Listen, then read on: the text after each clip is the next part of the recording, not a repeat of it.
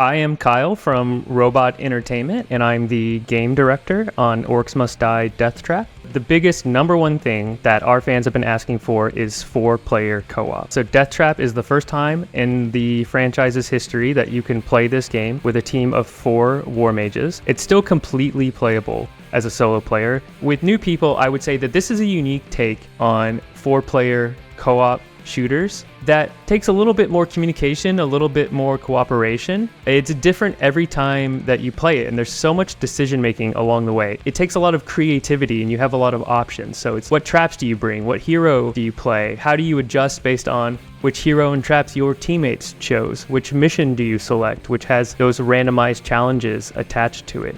So it's just these constant decisions that you have to make. It takes a little more active thinking to get through a run of Orcs Must Die. That just makes it more fun and exciting, and really feels like you're part of a team while you're doing that. Your job is to place traps like spike traps and flip trap to stop hundreds of orcs from entering the rift. But you actually do that from the unique perspective of a character. So you're playing from a third-person camera perspective. So while you have these traps to stop the orcs, you also have your own arsenal of weapons and abilities across 4 games in the franchise. Had 12 million players, leading up to the 5th entry, which is Orcs Must Die Deathtrap. Orcs Must Die takes place in a world where these rifts that you're protecting provide the magic that allows the societies to flourish in this world. So that allows, the crops to grow, it allows people to cast spells, it allows people to cook and live their lives, but they also function as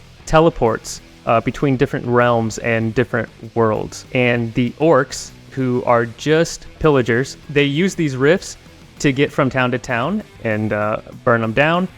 So you play as a war mage of an organization called the Order, and your job is to defend these rifts from orc attacks. I started as a playtester. Everyone on my design team has been there since at least 2015. So starting as players and fans, right? So, we've played thousands upon thousands of hours of Orcs Must Die. We know we're constantly thinking about orcs and where to take it and what makes it fun. Some of the other changes that players have been asking for that we're implementing are we have unique heroes with their own sets of abilities. They have their own unique trap. They have their own personality and voiceover, which we've been putting in recently. We do have, for the first time, something I'm excited about is a sniper character. And part of his gimmick is his unique trap is a grav lift that can lift him up into the air to give him, that perspective so he can see orcs far away and pop their heads off. And so we'll have 7 heroes at launch. We've been a little cheeky about it, but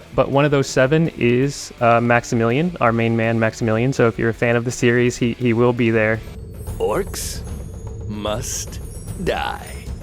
There's a large change in the structure of Orcs Must Die Deathtrap compared to previous games, and one of the reasons it's called Deathtrap and not Orcs Must Die 4 is it doesn't feature a straight linear campaign.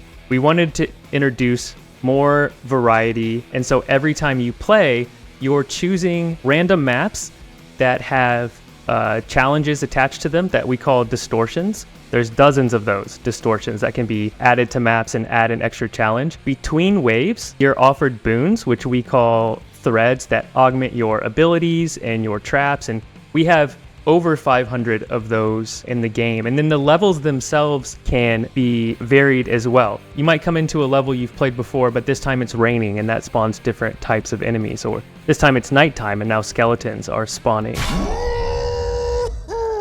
Gunfire Reborn was a big inspiration for us. Risk of Rain 2, co-op shooters like Deep Rock Galactic, both for the rogue elements and for such awesome feeling combat like Hades were things that we were playing too. We had a game that you can no longer play called Orcs Must Die Unchained that has a very vocal fan base. That's where I started my career, was on Orcs Must Die Unchained, and so I wanted to make sure that we do have references. Having Max in the game as a playable hero obviously is something that I hope fans are excited about. It's all references to the history of the series and Max's history of killing orcs.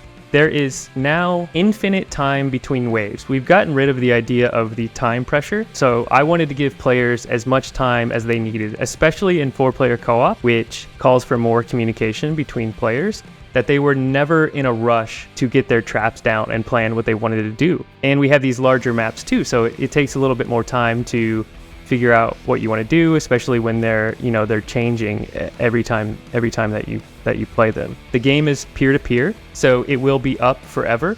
Fans never have to worry about the game coming offline. If you love Deep Rock Galactic, Risk of Rain 2, Gunfire Reborn, then you will love Orcs Must Die Deathtrap. Okay, time to wrap this up.